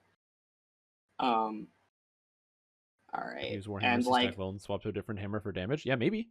That'd be cool. If people are taking if somebody's gonna take both the hammer feats and then they're gonna do that, that sounds great. I was actually gonna say an ability that lets you Vorpal in a 19 or 20. The reason why I don't like that Cedron is because that exists in other places. You can get that at a Fury with a two-hander. You can get that with all single weapon fighting. So if you want to focus on the Vorpaling as like the main focus, there are ways to get that. Unless you think that there could also be a way somewhere in this tree. I feel like that kind of stuff is very cemented in where it is. Like it's very much a epic ability. You know what I mean? Mm-hmm. What about, this is gonna sound weird, what about DR breaking? Like hammers because they're heavy. So something along the lines of like in like core 18 or something, your hammers count as adamantine for the purposes of overcoming damage reduction. That's solid. I like that a lot. I actually put that in like tier 4. And I would do some really nonsense stuff. What if we could flavor it like Because kind of like, little spikes? I was gonna like kind of like monk, where There we hammer go. adamantine and piercing DR. Ooh, Yeah. that's a I mean, cool tier 4. That's tier 4. That's a sexy tier 4. Imbue Yeah, I think it'd be cool. Oh, it needs an action boost. Probably. God, all of our action boosts are so. Probably spell power, honestly. Yeah, I well, don't there even needs to know. be a action boost because we have big tornado action boost. All right, big tornado action boost is really solid. I like the idea of big tornado form. Yeah. You know what would actually be really cool in tier 4? Extra action boosts, or tier 3. Tier 3, sure, yeah. Yeah. Just straight up plus 1, 2, 3 action boosts. What about? And then tier 2 action boost something. Yeah, action boost something. It doesn't matter what it does. It just probably should be in there. And then I was gonna say, what about a tier 4? I'm an action boost. Yeah. Yeah. All right. We do have an empty tier 4 here. Yeah, I was gonna say, someone had a great idea, like a leap attack, because a lot of these trees have them, but it's lightning. So possibly it could also be a multi-selector attack, one for ranged and one for melee. The melee one is a lightning-based attack where you hit and deal extra lightning damage, and you charge to somebody, and the ranged one does something. All right. How about this? The melee one is technically speaking a leap, but secretly we're going to hide your character and make you appear where the hammer came down, like it's a targeted jump. You know what I mean? Mm-hmm. To see if we can fake a let's a fake Thor leap. All right. You turn into lightning, appearing by an enemy in your line of sight. Exactly. Yeah, fake generic hammer god leap. I need to make sure that's there. Disney, I'm not getting sued today. Like your products. Take but I don't like your legal lightning team. imbue damage. If you have 3+ stack, the targeted enemy and all enemies in the middle are stunned with your stun DC. And it also builds 1 stack charge. Oh, okay. All right. And this one also builds a charge. Okay, cool. Yeah, all basically all the attacks build 1 a charge. stack charge. Yep. Yeah. Go earlier. Yep. Okay. Did we fill the tree? We're missing something on tier 2, and we're missing a capstone. Usually, the thing is, actually capstones are really easy. So, gosh, what's like a big dumb active thing that would just be preposterously cool? Okay, so like think of one more cool thing. big dumb active things. You've got nobody can die from Fate Dark Illusionist. That one's pretty cool. All right. You have break crowd control from Harper Agent, and that is in the game. I have a lot of thoughts on Harper Agent. Yeah. So, is this going to be a passive, or is this going to like big capstone? Storm of Vengeance, acid damage doesn't really make a lot of sense. I could see a passive because the other parts of the tree are There's a lot of actives quite in the active. tree. Yeah. There's a lot of actives in the tree. And when it comes to core 20, like passives, it should be like +2 strength, whiz, and con. Yeah, of you know course, what I that mean? goes in there. Yep. Plus 20 melee, ranged, universal, spell power. You are immune to stuns from sound. What was that? Oh yeah, the soundproof. Yeah. So you got soundproof. How about like freedom of movement again? I mean, I know that's like Falconry's thing, but like this could also be here. Have freedom of movement. Okay. What about you have immunity to stuns? We have some real problems with that. Sometimes we use stuns for narrative purposes. Well, it's because there's isn't there? There's literally the strength cleric does that. Strength domain gives you immunity to stuns. I mean, yeah, probably. Just because I'm not saying the soundproof isn't good. Just like, why not immunity to stuns? Yeah, might as well. You're immune to stuns. Just stuns. And your. Oh yeah, Druid elemental forms undead can't be stunned. Big tornado. Lightning damage heals you. There you go. While you're in big tornado form, lightning damage heals you. Yes. Ooh. So straight up, get in there and tank Korkaza. Like that's literally it. Imagine people taking this. Oh, that's actually really cool. That's a great ability because it's big tornado form. So big tornado form has a cooldown, right? Yes. And so and also a certain number of charges as well. Yeah. Like you can't just use it all the time. But this is a big enhancement to big tornado form, which is a perfect name. I mean, we could probably name it something other than that. I was thinking really big tornado form, just to really emphasize how big the tornado gets. The boom NATO. I think we just have a tier 2, and I think that this tree is very busy and it's a lot of good stuff. So we're gonna give this PRR, and it's just gonna be like +2, 4, 6 PRR, and that's it. That sounds great. That's great. It's a tier 2 right there. Okay, so now what I'd like to do, since we've written the whole thing, is I'm gonna read through. We're gonna do a whole review, see what we think, and also of the stuff that's in here. If you're watching in chat, things that maybe you either don't like or you do like, as we go through it, and we can have a discussion about each of these topics as we go through. All right. Okay, so basic cores, proficiency level hammers required. So you need hammers to get in. Makes sense. You can't join the club without being a member of the hammer club. Whatever. The hammer club. It gives you lightning resistance. We don't have any sonic resistance in this tree. Should there be sonic resistance in the tree? Plus lightning and sonic resistance. There you go. Yeah. So there's that. Increase your sonic electric spell power by 5. Strength con wisdom sounds good. Big tornado form action boost. Should we go through and name these while we're going through them? By the way. Oh, the cores. Actually, go through and make names for. Okay. Like big tornado form is placeholder. Should we actually think of a name for this? Okay, so instead of big tornado form, it could be. What is big tornado form called?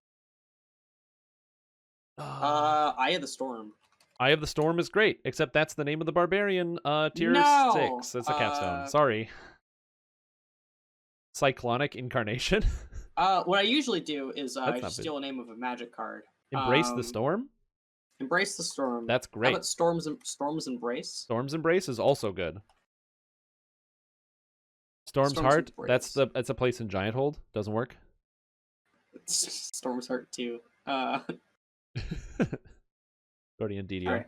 I don't think all the passives like the course need names per se, but I kind of want to get the actives down. All right, Storm's Embrace and Storm's Embrace. I was gonna say core 1 is gonna be called Thunder Touched. Does that just make sense? Like literally the name of the tree. Yeah. It's like the first core of Harper Agent's called Harper Agent. Mhm. You just know. Yeah. Rocco. An item. Yeah, exactly. That's not a great stat. Okay, so that makes sense. Core 18. Universal spell power. More dice with stuff. +1 confidence bonus to multiplier with hammers. So this tree doesn't get dice per level. It only gets dice from the tree. Yes, but it does get dice from other places. Yeah, so if other places grant dice, then this grants dice. Okay, Let's actually cool. do some quick math here. The maximum amount of allowable dice. I believe Arcane Archer is 9. Yep. If you went tier 5, which you probably would stay in this tree. Yeah. So this starts with a base 1, and you get +2 for 5. Yep. In tier 3, you get an additional 3 for 8. And then in core 18, that's 11 right there. Yeah, 11. Yep. Yep, that sounds right. All right. Seems, it's not too bad. Yeah, it doesn't seem like it's too much. And then from Arcane Archer, you could pick up an extra 7. From Inquisitive, you could pick up a little bit more. Is 21 d8's damage scaling off of spell power a problem? We had some weirdness with like 21d4 law damage, but law damage is almost never resisted. You know what I mean? Yes, and this tree does not have lightning bypass. It does not have lightning bypass, but it's rare that someone be immune to both lightning and sonic. Right. From my experience. This is also a very full tree. There's not a single empty space in here, which I just realized. So tier 1 is hit and damage with hammers. Let's do this like oh,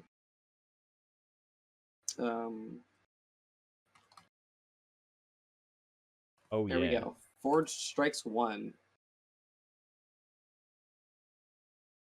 Sounds good. And I know you guys want hammer time. I don't know if anything fits in here for hammer time. Hammer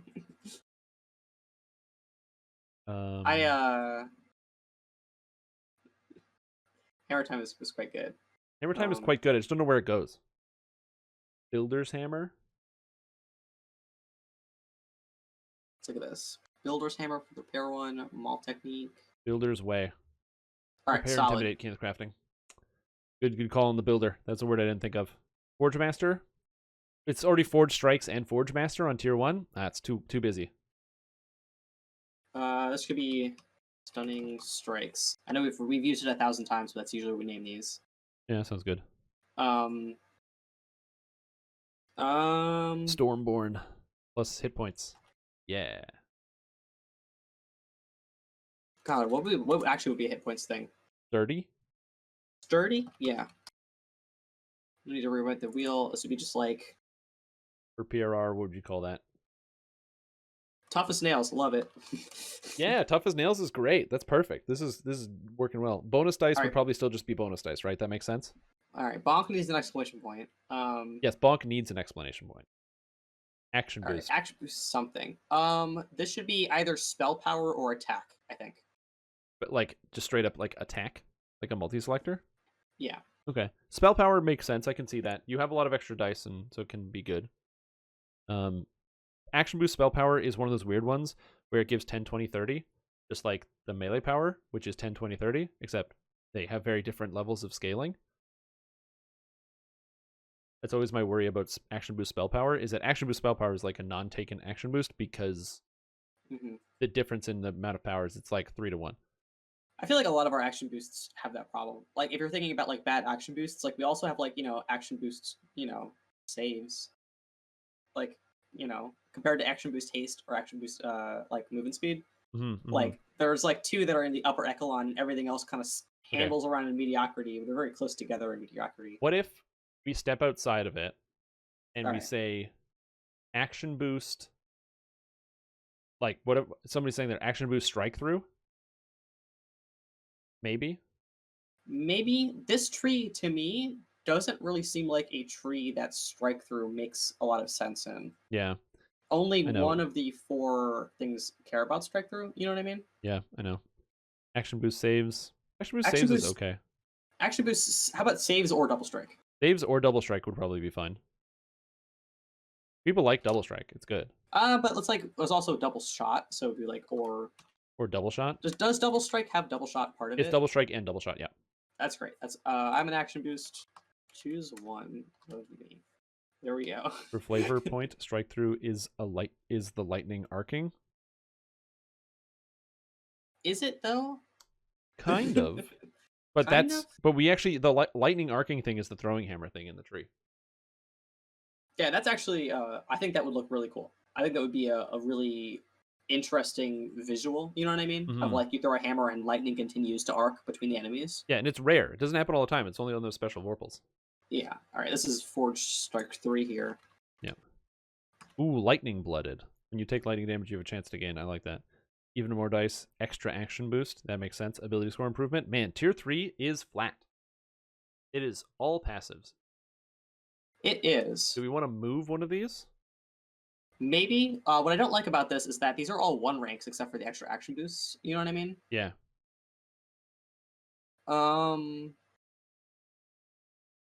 Gosh, you want to switch with something in tier 2? Like move something down?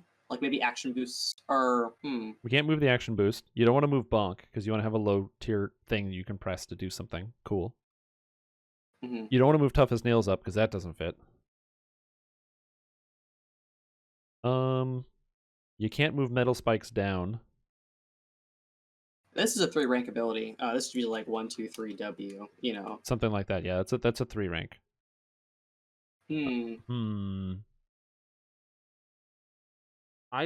Maybe you call extra action boost, but then it's a 3 ranked thing. How about this? We're gonna cheat real quick. We're gonna do plus 10, 20, 30% absorption, and then rank 3. Okay. And now it's secretly a 3 rank ability. And so that's really good. That's also very crazy. Can you have an ability that gives you 30% lightning absorption in a tree? Because Ranger has it at tier 4. They have 15% at tier 3 and in Tempest and 30% at tier 4. Very cool. I mean, this is and nothing this is 2 elements. It could go down, you know. It could be like 5, 10, 15. Yeah, this is actually, I think that this is a perfect example of where the numbers can come into play later. But yeah, at this point I'm more looking at like total number of action points per tier and whether or not you end up with a very flat, like a good way of phrasing it is that like if tier 3 only has like 5 total AP worth of action stuff, you know what I mean? Then it's actually really weird to scale up to tier 4. You'd have to kind of go back down again. You know what I mean? Yeah, I agree. I understand what you're saying. Would absorption reduce the healing when you're in elemental form? Yes. That's sadly just how that has to work, unfortunately. What a hilarious problem. Well, okay, but here's the thing, though. Gaining full immunity to lightning and healing from it is a really nutty ability for a short duration. So even if it's less, it doesn't matter. It makes you immune. So nothing else makes you immune to lightning, so it still seems like it fits well. Yeah, unfortunately, like how we make people heal from things is we basically multiply a number internally by -1.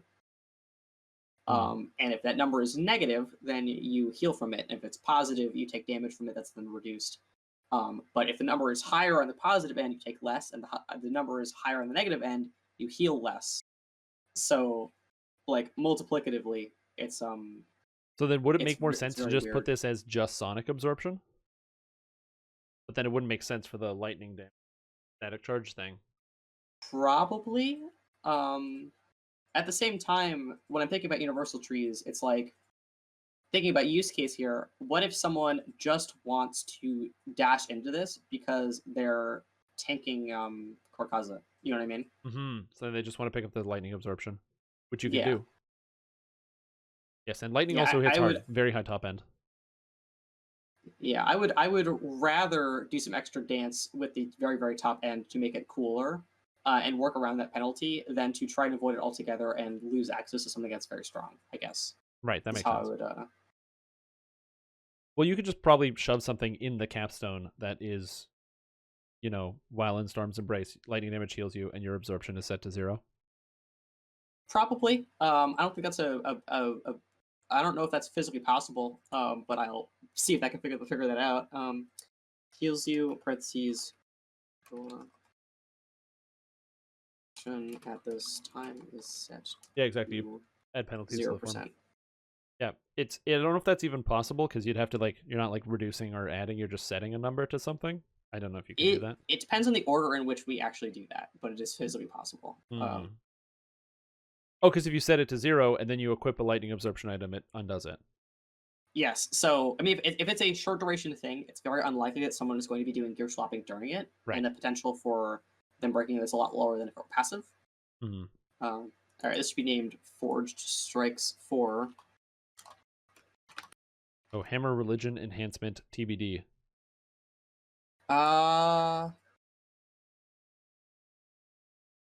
Gosh. Forged by Faith.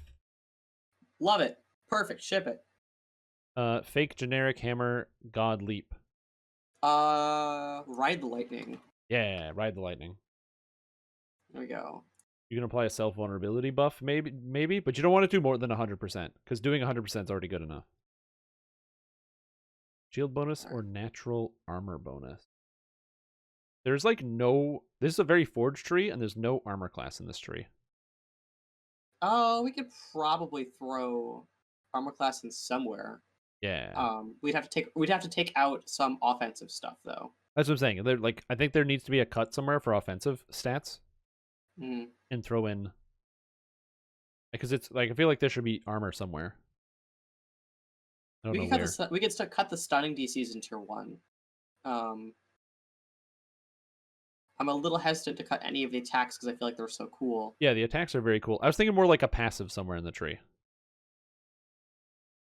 Maybe the extra action boosts. Yeah, I don't think this tree needs extra action boosts, if I'm being honest. All right. Because you can get extra action if you're using action boosts, you'll have them from other sources. Pretty much anybody can get extra action boosts, and even having like 9 is not that big of a deal. All right, Armor of Sparks. We're gonna do.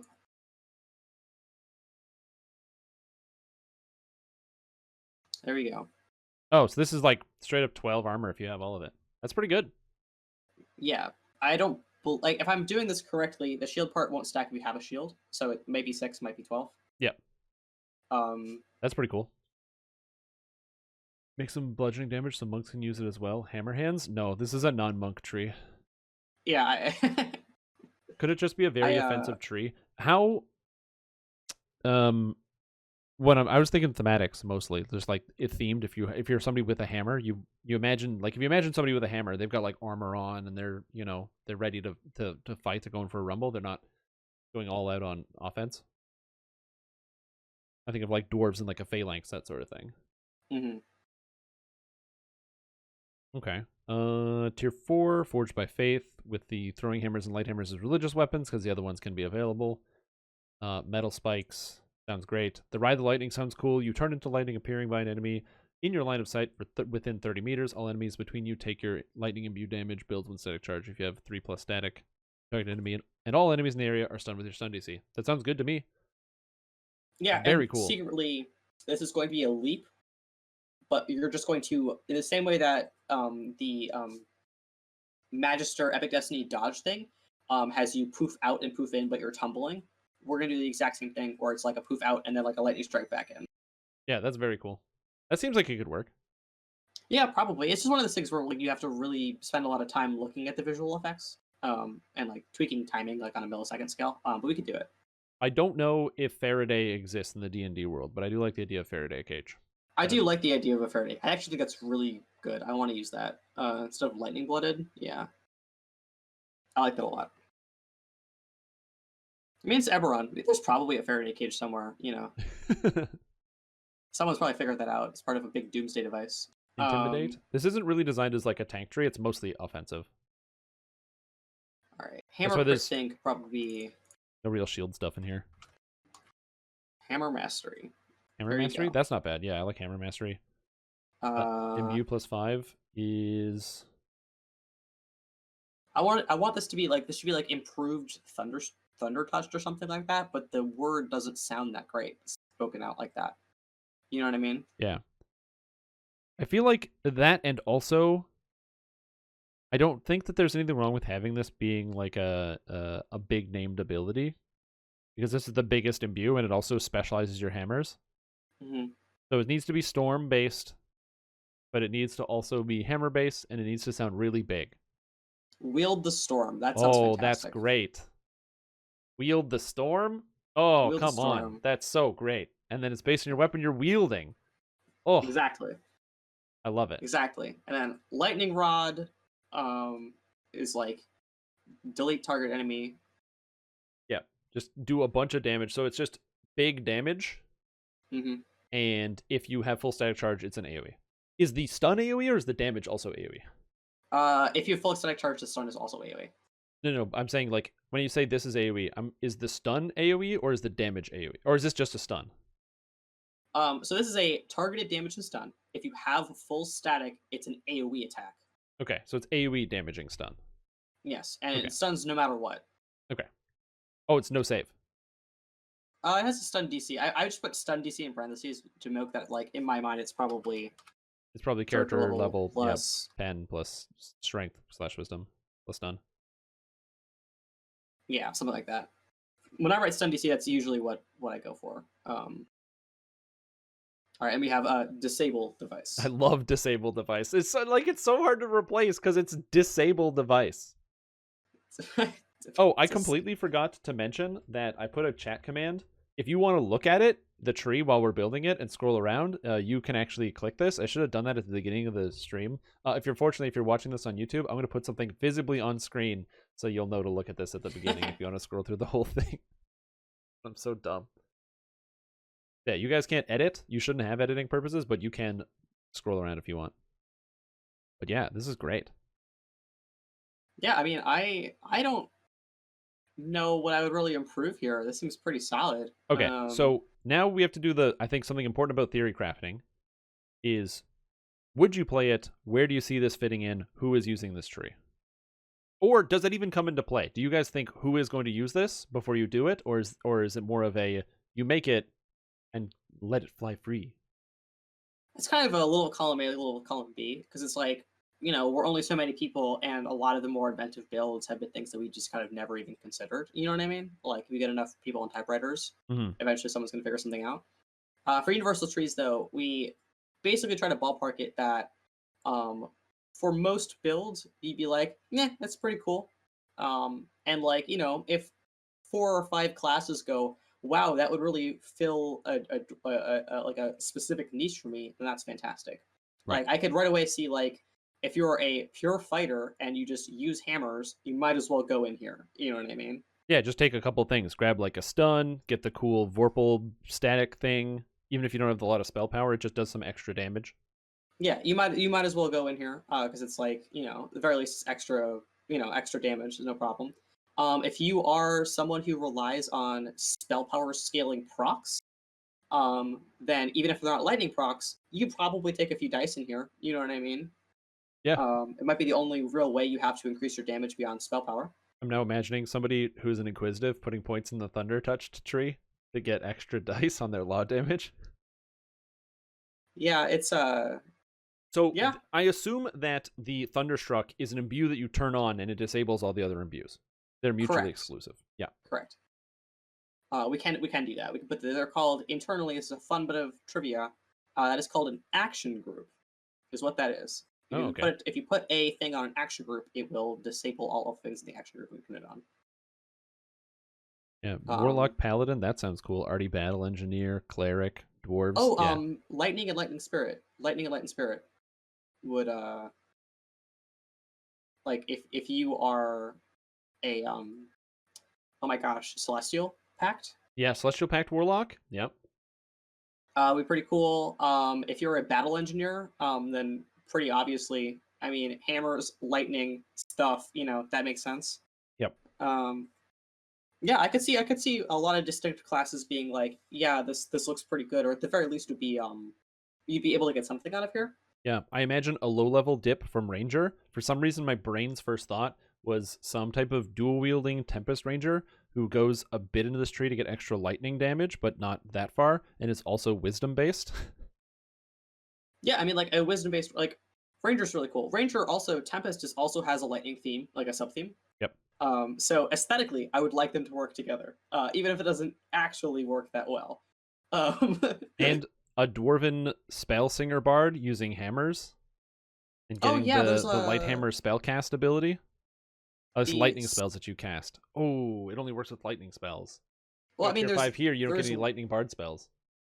there's one, Horn of Thunder. It doesn't work if you have this tier 5 because you can't choose between the two tier 5s. Oh dang, that's exactly how DDO works, isn't it? I think so. Um, Oof. I mean, this does work if you just do the vorpal things in the active attacks. You don't necessarily need That's to be true. able to cast inherently. You could just hit them. Yeah. That's true. But you need to cast a lightning spell to get the payoff for the light hammer. Yeah. So that's just I mean, that's probably just in the design then. Because it's lightning first, then thunder. yeah. Not thunder and then lightning. Lots of Sonic from Fate Singer. Yeah. Make it lightning No, slash Sonic this spells. looks. Mm. I'm really happy with how this shook out. Yeah. This looks eerily similar to Wild Hunter in a way that makes me very sad. R.A.P. Wild Hunter, you were too good, too good for DDO. Yeah, this tree is actually. I'm sitting here like, man, I want to play this tree. This looks super cool. Yeah, I mean, Because overhead. I'm not. Go ahead. I'm not saying it won't happen, but I would be very surprised if this tree miraculously happens very soon. For sure. And by the way, this tree design that we're doing, there's probably like 100 ideas that we're looking at that just are terrible or things that don't work that we can't see. And also, this is just a for fun exercise. So this is not the tree's going in the game. It's like, but what if you could do the lightning universal tree? That's the kind of the idea here. I mean, if I had to build a cool lightning universal tree, this is pretty much perfect. Like this is a lot of old stuff, a lot of new stuff. Hits a lot of our checkboxes about like, appealing to certain classes rather than all classes all the time. Yep. What's really important here is I feel like there's a really good narrative. Like when you're playing a thunder touched character, like your attacks and the way you play is so thematically cohesive throughout the whole tree. Yep. So it's easy to imagine yourself as a thunder touched character. And I feel like that's where some of our trees have problems. Like especially like Harper Agent, for example. Even if you put all your points in a Harper Agent, it's hard to feel like a Harper Agent. Even if it gives you cool things, they're not thematically cohesive enough in order to embody a narrative for a character. And I feel like this does a really good job. Yeah, this is pretty cool. Yeah, that's all I got. I'm psyched. This actually worked out. This is great. This tree is super sick. I know people are giving suggestions for what to call disable device. I don't know why, but I really love, in quotes, disable device. Yeah, that's what it is. It's disable device. It's almost like disable device, except it's a little. You're trying really hard, trying your best. I feel like this is a tree that would be heavily focused on the visuals as well. The visuals need to sync up. Yeah, I'm picturing like static charges as like we should probably like visually represent them somehow. I'm kind of picturing them like revolving around your feet, like the selection bar of like lightning triangle-ish coming out. You know what I mean? Yeah. So when you have 3, it's like a triangle, but they're each like a small point. Yep. Would be cool. I also, if I were doing this, I would definitely get all new lightning for this tree, and I would do purple lightning, like a bluish, purplish, bright lightning. You know what I mean? Yeah. So it's visually distinct, so you know this is someone who's thunderstruck, rather than just like a sorcerer. Yeah, so you can tell the difference visually right away. Other than the fact that they're a Yes. pure fighter with no spell points. Yes. Maybe this tree should give spell points somewhere. Does anything just in the tree case. cost spell points? I don't think anything in the tree costs spell points. Yeah, so it probably doesn't need to give spell points. Part of me thinks that the actives should have a nominal spell point cost of like 5 or 6. So how do we get that? You know what I mean? But that's like a balanced decision. You know what I mean? It certainly limits its first to life usability. Does it though? Because you can get wizardry items, right? Even if there's no mana included in the tree, you can get wizardry items to kind of pump that up. And the idea, I guess, is that Thunder Touched is you are imbued by thunder. So this is an inherent ability, I guess. So it would have to draw from something. Yeah, I do like the idea of I think that the more I'm thinking about this, nominal spell point cost on the active attacks, and maybe the tier 5 stun has like a spell point cost of like 20 or something, so you can't activate it from echoes, or at least not echoes in heroics. And then one of the tier 1s, I don't know, like instead of +1 will saves, it gives you like plus 25 spell points. You know what I mean? Oh, also Ride the Lightning needs a ranged counterpart. Yeah, all of the melee and ranged ones have a like appearing by. Oh yeah, Well, you're Ride the right. Lightning literally can't do the same thing. It needs a different ability. It Yeah, needs a no, second thing in the multi-selector. you're completely correct. So either does that or. Well, Ride the Lightning / what's the other ability called? Gosh, I don't know. Ride the Lightning's too cool. I can't I think of know. anything else to do. So okay, so farming out chat. Cool Warhammer, or not Warhammer, but throwing hammer attack names. Go. Lightning, Sonic, Storm. Tornado form will have a long cooldown. It'll have a cooldown. Whoa. Brainwave. So we're thinking about this. Ride the Lightning is a intellectually property neutral, Thunder God-esque thing. Yeah. In which you go up and then go down again. Mm-hmm. The other thing that our Thunder God we're not going to name does is throw a hammer and then it returns. So what if this is ranged version? W hits everyone in a straight line and then comes back. Yes, throw a hammer outwards. It then stays there for 1 second before returning. If you hit someone path or new coordinates, it will path back to you.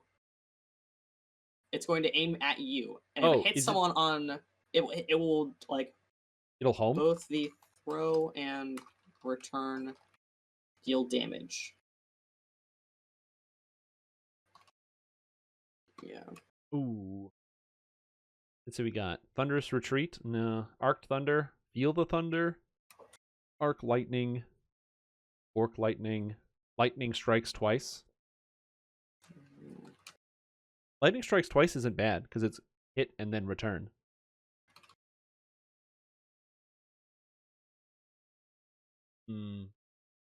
Alright, so here's how I'm picturing this. You throw this out like a ranged attack. Yeah.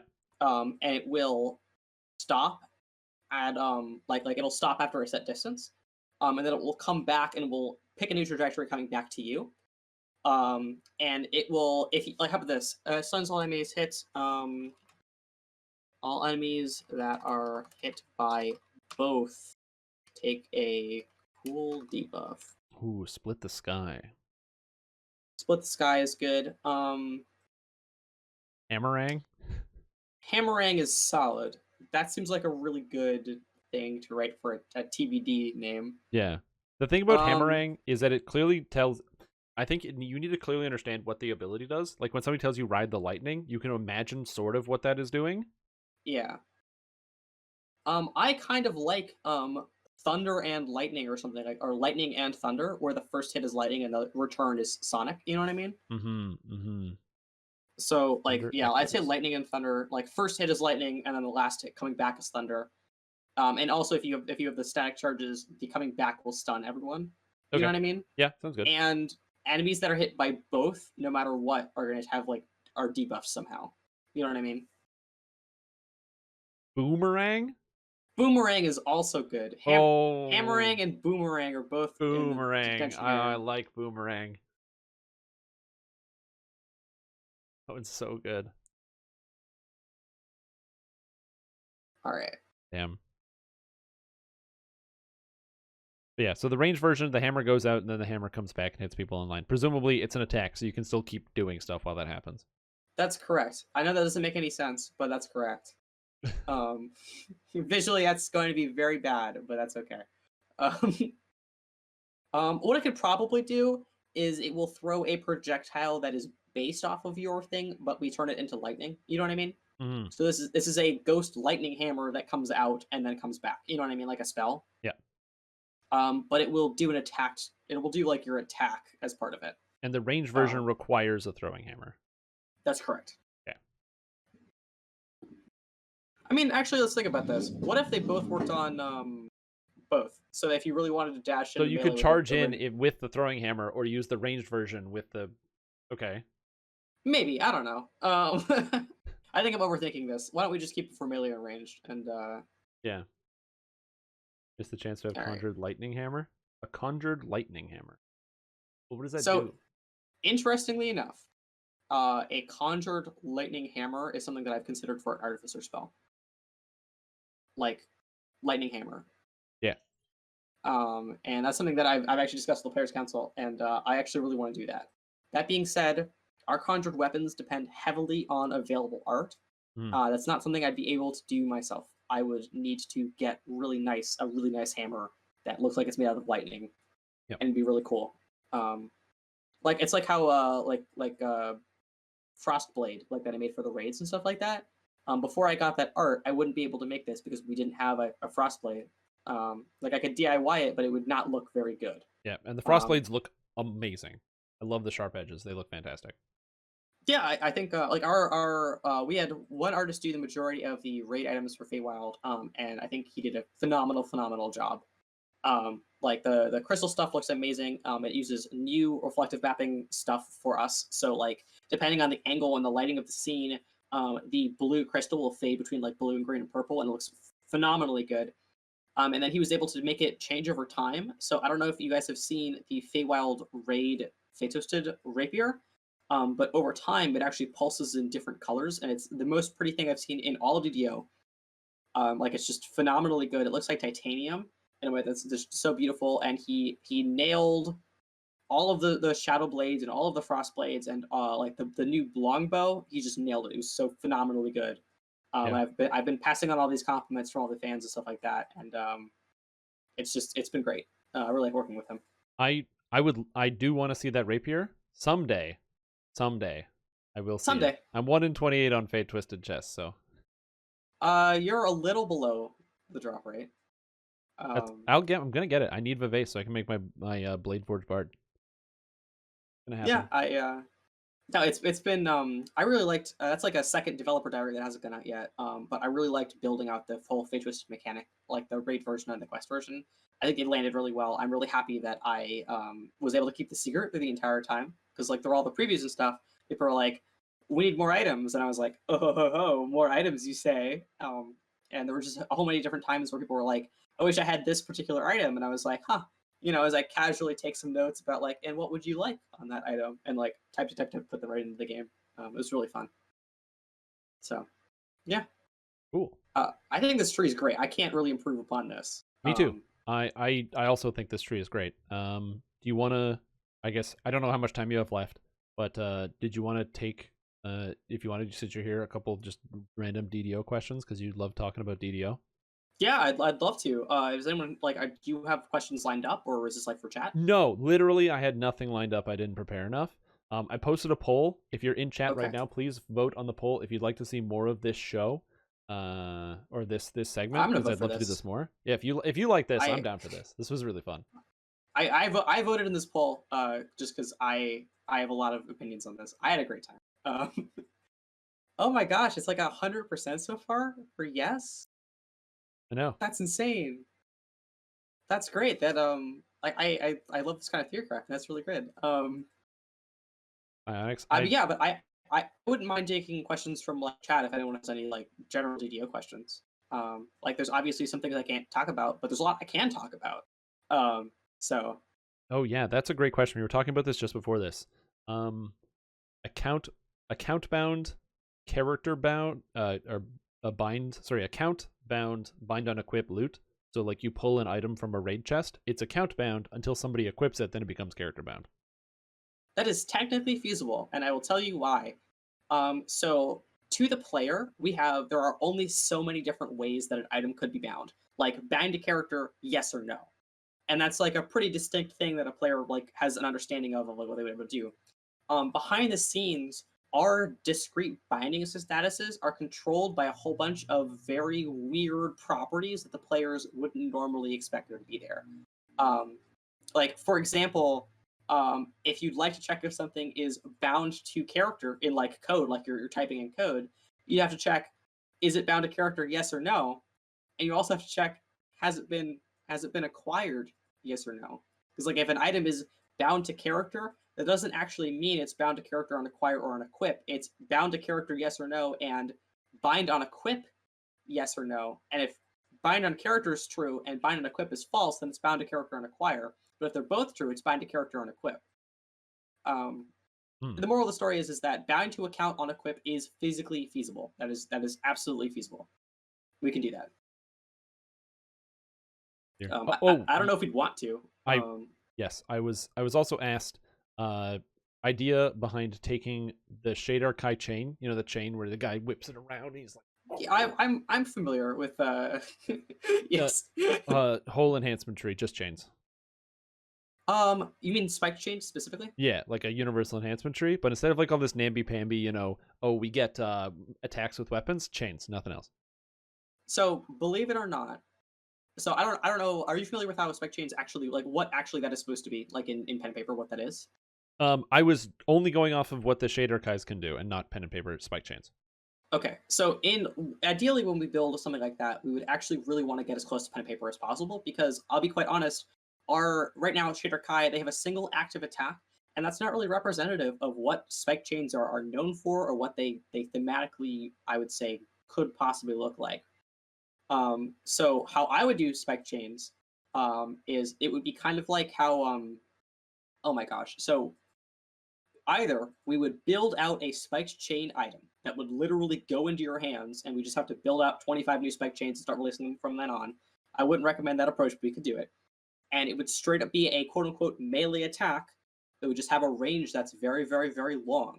Like we would just straight up increase the range by which DDO will go, yep, that's a hit, and do it. And then we just build a tree based off of that.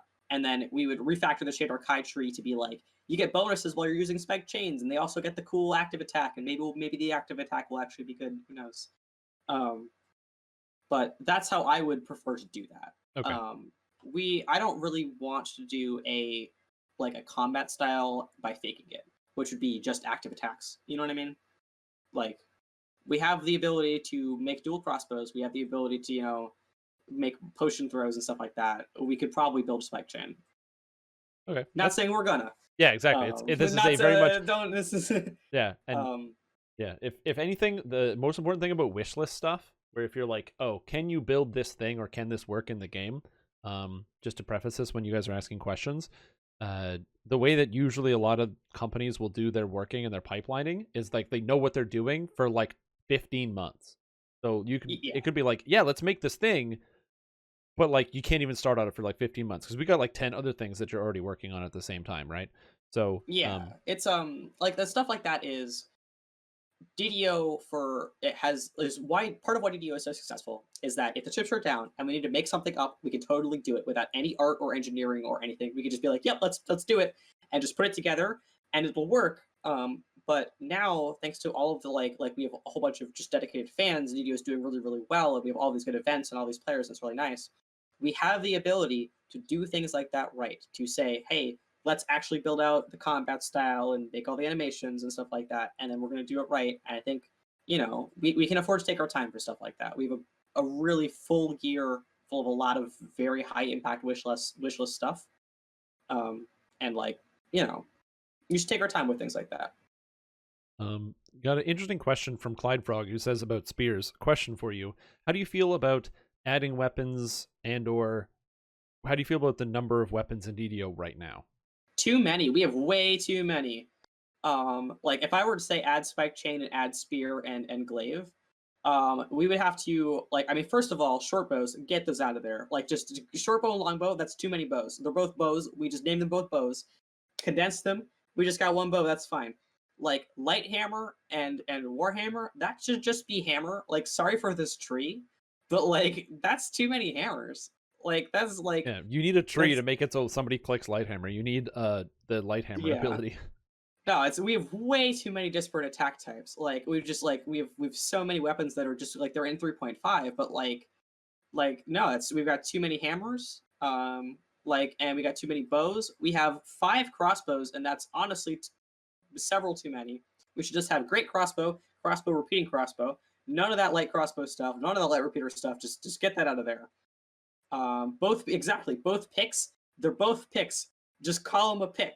Now they're all just named picks, and then we have an extra light pick. No one cares. Yeah, they all combine together. Now I can get my planar spike heavy pick. Yeah, like stuff like that, in which in 3.5 they would separate out light and heavy versions of the exact same weapon. And as a video game, we can take liberties with stuff like that. And they might be cool for someone who really wants to like that one-to-one conversion and stuff like that, but it is unwieldy on our end. I have a really interesting, dear Lynnabel, may I ask a question more SSG related? Studying C++ and coding skills. Developer might help me achieve this. What else should I focus on? Apply? C++ is a great language to learn. Our UI is done with C++. That being said, what I'd recommend for you if you're trying to get into the games industry is to specialize. Absolutely specialize. Like if you're studying C++, be the best C++ developer you could possibly think of.